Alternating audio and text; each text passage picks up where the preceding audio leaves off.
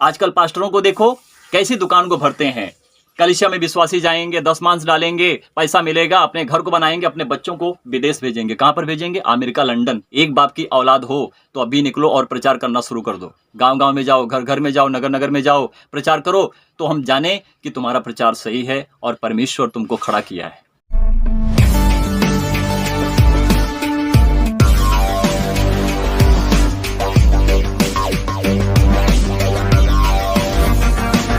तो आइए जानते हैं दूसरी बात, क्रिसमस क्या है। अब जिस खुदा की हम इबादत करते हैं उस खुदा को हम बच्चों में ढूंढते हैं कि वो खुदा बच्चा होगा, वो खुदा छोटा होगा।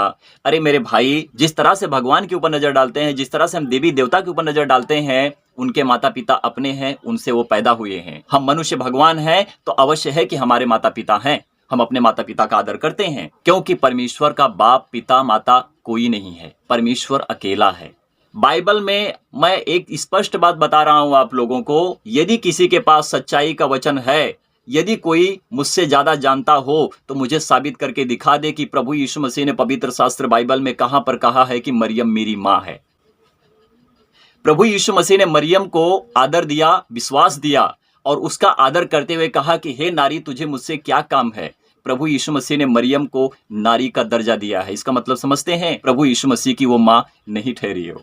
इस बात को लेकर बहुतों के दिमाग में गुल्ली घूमेगी और उनकी बहुत सी बातें उठेंगी और कमेंट करेंगे, कमेंट में गालियां बकेंगे। हम जानते हैं परमेश्वर का वचन सच्चा है। कड़वा सच मनुष्य के सामने जब आता है तो मनुष्य अपने विरोध को उगलता है क्योंकि वो प्रभु यीशु मसीह परमेश्वर को नहीं जानता है। हम जब पढ़ते हैं तो हमको पता चलता है क्योंकि हम सारे धर्मों की पुस्तकों को पढ़ते हैं, सबके माता पिता उनके अपने हैं। प्रभु यीशु मसीह की कोई मां नहीं है और प्रभु यीशु मसीह किसी का पुत्र नहीं है। अब ये बात उठती है कि प्रभु यीशु मसीह परमेश्वर का पुत्र कैसे है, तो इसका अर्थ समझो, मैं बताता हूं और समझ जाओगे तो आपका दिमाग, आपकी आंखें खुल जाएंगी। ये बाइबल को पढ़ने के लिए, बाइबल को सीखने के लिए, समझने के लिए मनुष्य के पास दिमाग होना चाहिए। प्रियो, मेरी बात समझने की कोशिश करो। मैं सही बोल रहा हूं, गलत नहीं बोल रहा हूं। आप पवित्र शास्त्र बाइबल को उठाकर पढ़ लो और देख लो, आपको सच्चाई मिलेगी। प्रभु यीशु मसीह परमेश्वर है। अब पुत्र और पिता का क्या अर्थ है, इसको हम समझेंगे और जानेंगे। इस पृथ्वी के ऊपर मनुष्यों का इस्तेमाल शैतान ने इस तरह से करके रखा हुआ है कि मनुष्य खुद कंफ्यूज है, कौन सा ईश्वर सही है, कौन सा ईश्वर क्या है, उनको खुद पता नहीं है और बस जो संसार करता है, दिखाता है, उसी कामों को करते हैं। प्रभु यीशु मसीह का जन्म की बात हम बाइबल में देखते हैं कि है, जरूर है, परंतु डेट जो बोलते हैं ना कि प्रभु यीशु मसीह का इस तारीख को जन्म हुआ है, बिल्कुल नहीं है।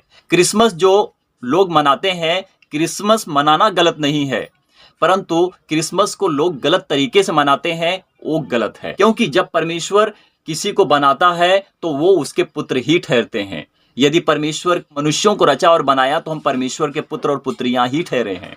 परमेश्वर ने शैतान को बनाया, वो शैतान भी परमेश्वर का पुत्र है। जब शैतान ने परमेश्वर से बगावत किया तो परमेश्वर ने उसको अपने आस्था से, अपने स्वर्ग राज्य से अलग किया, नीचे पटक दिया और नीचे आकर मनुष्यों को भरमाया और कहा कि मैं परमेश्वर के वचन से इनको दूर करूंगा, ये मेरी उपासना करेंगे, मैं इनसे वो काम करवाऊंगा। मतलब कि परमेश्वर को क्रोध आएगा।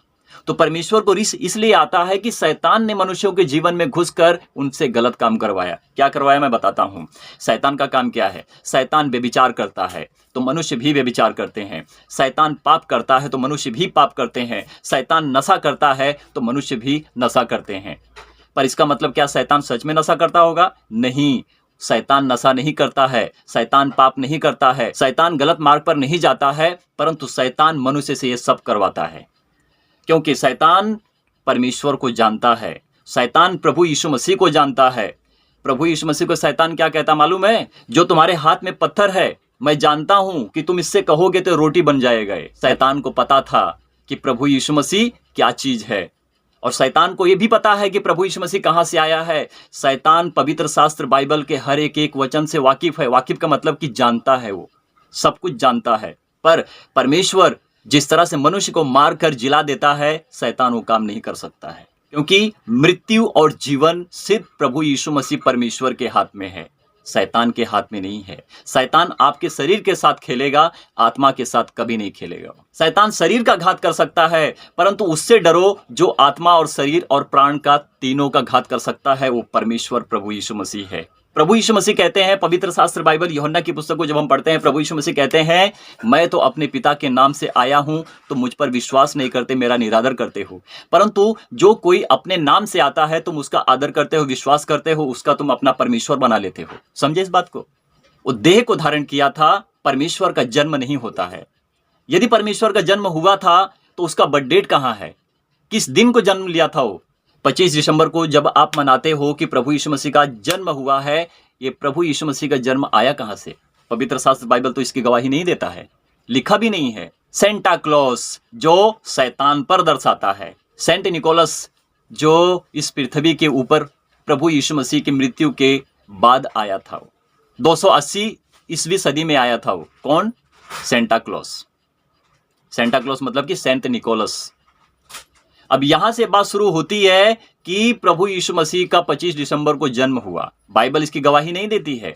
बाइबल इसकी भी गवाही नहीं देती। जो रबा रबा रबा रबा सबा सबा बोलते हैं, बाइबल इसकी भी गवाही नहीं देती है। फिर भी बोलते हैं यहोवा विटनेस, यरूशलेम माता, सर्वशक्तिमान, चमकती हुई बिजली।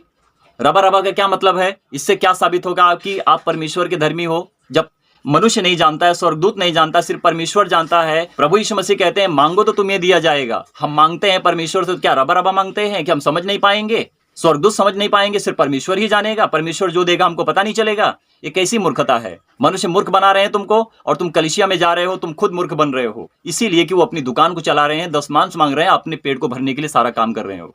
कोई सच्चाई नहीं, कोई चमत्कार नहीं। इनका अपना ढोंग है, अपना जो करते हैं और आपसे भी करवाते हैं। सच्चा पास्टर वो होता है, सच्चा धर्मी वो होता है, सच्चा पुत्र वो होता है, सच्चा मित्र वो होता है कि जो परमेश्वर के वचन को लेकर अपने जीवन को सिद्ध करता है। डर डर कर परमेश्वर के वचन को आप लोगों तक पहुंचाता है कि कहीं मैं कुछ गलत ना बोल दूं और मुझसे कहीं गलतियां ना हो जाएं कि परमेश्वर का दंड मेरे ऊपर आ जाए। समझे इस बात को? तो प्रभु यीशु मसीह का जन्म 25 दिसंबर को नहीं हुआ है। बाइबल के अनुसार जब हम जाते हैं, प्रभु यीशु मसीह का जन्म हुआ है, पर ये कब हुआ है ये कोई नहीं जानता है। 2000 साल पहले, अगर आप गूगल पर सर्च मारोगे, 2024 साल पहले प्रभु यीशु मसीह का जन्म इस तरह से हुआ है। गूगल इसकी गवाही देता है, परंतु जन्म डेट की कोई बात बाइबल में नहीं मिलती है। हमारा जन्म हुआ है, हमारे माता पिता हैं, हम इस बात को एग्री करते हैं और मानते हैं। और इसीलिए मैं कहता हूं कि जो मनुष्य सारे धर्मों की पुस्तकों को नहीं पढ़ेगा वो कंफ्यूजन में रहेगा, और जो मनुष्य पवित्र शास्त्र बाइबल को पढ़ता है, सारे धर्मों की पुस्तकों को पढ़ता है, वो सब कुछ जानता है और सारी बातें तुम्हारे सामने खुलकर कहता है। इसमें उसको कोई डर और कोई शक नहीं होता है। तो 25 दिसंबर जन्मदिन प्रभु यीशु मसीह के विषय में संसार मनाता है, परमेश्वर की तरफ से कोई काम नहीं है। और बाइबल इसकी गवाही नहीं देता है कि प्रभु यीशु मसीह का जन्म डेट पवित्र शास्त्र बाइबल में मिलता है। नहीं मिलता है, बिल्कुल नहीं है। तो आप क्रिसमस मनाते हो तो मनाओ, कोई दिक्कत नहीं है, खुलकर और खुशी से मनाओ। इसमें बहुत अच्छी बात है कि आप क्रिसमस को मना रहे हो। प्रभु यीशु मसीह के जन्म के विषय में नहीं, प्रभु यीशु मसीह के सुसमाचार को लोगों तक पहुंचाओ कि उसने तुम्हारे जीवन में किया क्या है, तुम कैसे चमत्कार को देखे, तुम्हारा मन कैसे बदला। तुम अपनी गवाही उन तक पहुंचाओ जो भाई बहन आपसे प्रेम रखते हैं, आपसे बात करते हैं। और जो परमेश्वर के वचन पर विरोध करते हैं, उनसे टाटा बाय बाय करो, क्योंकि उन तक परमेश्वर का वचन यदि पहुंचा है, नहीं मानते हैं, आपके साथ विरोध करते हैं, तो टाटा बाय बाय उनसे करो और कहो कि तुम्हारा न्याय तो परमेश्वर करेगा, मेरा काम था, मैंने वो कर दिया है। तो कमेंट गालियां वही बकते हैं कि जो परमेश्वर को नहीं जानते हैं और अपने धर्मों की पुस्तकों को भी नहीं पढ़ते हैं और गालियां बकना शुरू कर देते हैं, क्योंकि उनके पास तो यही शिक्षा मिली है। मनुष्य अपनी ही बुद्धिमानी में अपने आप को बुद्धिमान बनाता है। यही तो है बुद्धिमानी, जो मनुष्य अपनी बुद्धिमानी को मनुष्य के सामने पेश करता है। कमेंट करेंगे, गालियां बकेंगे, तुम्हारे विषय में भला बुरा कहेंगे, इसीलिए कहते हैं क्योंकि वो परमेश्वर को नहीं जानते हैं। परमेश्वर के वचन को अपनी आंखों से पढ़ते हैं, अपने कानों से सुनते हैं, इसका मतलब समझना कि परमेश्वर का वचन उन तक पहुंचा है। और वे परमेश्वर के वचन से जब विरोध में आते हैं तो आपको गालियां देते हैं, आपके ऊपर ताड़ना देते हैं, क्योंकि वो परमेश्वर को नहीं जानते हैं। अवश्य है कि यदि आपके ऊपर गालियां पड़ रही है तो समझना कि परमेश्वर का वचन का सुसमाचार उन तक पहुंच रहा है। सच्ची बात बोल रहा हूं। आपके विषय में बहुत सारी बुरी बातें करेंगे और कहेंगे कि तू ऐसा है वैसा है, तू कुछ नहीं जानता है, क्योंकि वो पहले से ही फेक में ही जी रहे हैं। तो जहां पर विरोध है वहां पर परमेश्वर के वचन का सुसमाचार हो रहा है। समझना, एक विश्वासी रहेगा तो वो क्या करेगा? वो परमेश्वर के वचन को सुनेगा, आपका आदर करेगा। इसीलिए करेगा क्योंकि वो जानता है परमेश्वर कौन है। आपका निरादर कभी नहीं करेगा वो। परंतु मनुष्य के मुख से बुराई तब निकलेगी कि जब वो परमेश्वर को नहीं जानता है, आपका निरादर करता है और कमेंट में आपके ऊपर गालियां बकता है। क्योंकि वो परमेश्वर के वचन से विरोध करता है। यही विरोध है कि परमेश्वर उन तक पहुंचना बहुत जरूरी होता है। जब वो सुनेंगे और देखेंगे तब उनको पता चलेगा कि अरे यार, ये परमेश्वर कौन है, ये प्रभु यीशु मसीह कौन है जो इसके विषय में लोग प्रचार करते हैं। तो यही प्रचार आपके जीवन को सिद्ध करेगा और सही बनाएगा। और मरियम का आदर करके उनके विश्वास को बढ़ाया और प्रभु यीशु मसीह ने इस पृथ्वी के ऊपर बड़े से बड़े चमत्कार को करके दिखाया। चाहे किसी भी धर्म की पुस्तक हो, उसको उठाकर पढ़कर देख लो, किसी ने भी ऐसे बड़े काम को नहीं किया है और ना तो किसी के पास हुआ है। परंतु हाँ, हम जब धर्मों की पुस्तकों को देखते हैं तो वहां पर मारपीट हुई है, महाभारत हुआ है, जो घर में शांति नहीं है, हर घर में महाभारत शुरू रहती है। परमेश्वर इस पृथ्वी के ऊपर यदि मनुष्य का रूप पकड़ के आया था तो जीने के लिए नहीं आया था, बलिदान करने के लिए आया था। क्योंकि हम मनुष्य पापी हैं, हमें सुधारने के लिए आया था। उसके ही लहू से आज हम धोए गए हैं, पवित्र ठहरे हैं और हमारा जीवन परमेश्वर में पवित्र हो चुका है। नफरत मनुष्य को डुबा मारती है, परंतु मनुष्य के अंदर की शांति उसको आबाद कर देती है, और वो प्रभु यीशु मसीह है। तो जिस तरह से प्रभु यीशु मसीह अपने कदम को बढ़ाते थे ना, उस जगह पर प्रकाश ही आता था, और वो प्रकाश मनुष्य का जीवन बदलना होता है। कि प्रभु यीशु मसीह ने घर बनाकर प्रचार नहीं किया, पतरस ने घर बनाकर प्रचार नहीं किया, है ना, यूहन्ना ने घर बनाकर प्रचार नहीं किया। उन्होंने गांव गांव घूम घूम कर, नगर नगर में जाकर प्रचार किया और लोगों के मनों को बदलने के लिए उन्होंने दुख को उठाया। क्या दुख को उठाया मालूम है? मारे गए हो, पीटे गए हो, उनके साथ बहुत बुरा किया गया, परंतु उन्होंने परमेश्वर के वचन को रोका नहीं, पूरा किया। आजकल पास्टरों को देखो कैसी दुकान को भरते हैं। कलीसिया में विश्वासी जाएंगे, 10 मांस डालेंगे, पैसा मिलेगा, अपने घर को बनाएंगे, अपने बच्चों को विदेश भेजेंगे। कहां पर भेजेंगे? अमेरिका, लंदन जाओ, पढ़ने के लिए जाओ। परमेश्वर हमारे कार्य को पूरा कर रहा है। ये परमेश्वर नहीं, ये शैतान का काम है जो तुम्हारे अंदर गलत बीज को डाल रहा है और तुम अपने बच्चों को सिखा रहे हो। लंदन में विश्वासी जो दुख में पड़े होते हैं, जो सुख पाने के लिए उस कलीसिया में आते हैं, पास्टर के पास आते हैं, हमारी कलीसिया चल रही है ना, परमेश्वर हमको दान दे रहा है ना, हमारा पेट भर रहा है ना, ये गलत है। एक बाप की औलाद हो तो अभी निकलो और प्रचार करना शुरू कर दो। गांव गांव में जाओ, घर घर में जाओ, नगर नगर में जाओ, प्रचार करो, तो हम जाने कि तुम्हारा प्रचार सही है और परमेश्वर तुमको खड़ा किया है। मैं बताता हूं प्रभु यीशु मसीह क्या कहते हैं। यदि तुम अपनी परिवार को ही खाना खिलाते हो तो कौन सा बड़ा काम करते हो? वो तो तुम्हारी परिवार हो तो हमेशा खाना खाएंगे ही। मेरे भोजन को, आत्मिक भोजन को उन तक लेके जाओ जिन्होंने कभी उसका स्वाद चखा ही नहीं। तो हमारे जीवन के लिए क्या है? हमारा जीवन तो परमेश्वर में बदल गया है। अब वो उनका जीवन कैसे बदलेगा? परमेश्वर के वचन से। उन तक मेरे वचन को लेके जाओ कि उनका भी जीवन परमेश्वर के वचन से बदलेगा। आमीन। प्रभु यीशु मसीह परमेश्वर का ऐसा पुत्र है कि जो इस पृथ्वी के ऊपर देह को धारण तो जरूर किया, परंतु किसी का पुत्र पृथ्वी का नहीं बना। क्योंकि यदि मरियम का कोई पति नहीं तो प्रभु यीशु मसीह उसका पुत्र कैसे ठहरा? नहीं ठहर सकता है। इसीलिए तो प्रभु यीशु मसीह ने मरियम को कहा, हे नारी। कहावत ठीक बैठती है कि अगर प्रभु यीशु मसीह ने मरियम के पेट से बाहर आए तो मरियम के पुत्र ठहरे हो, परंतु मरियम के पुत्र ठहरे, संसार उनको ठहरा सकता है, परंतु परमेश्वर अपने आप को किसी का पुत्र नहीं बना सकता है।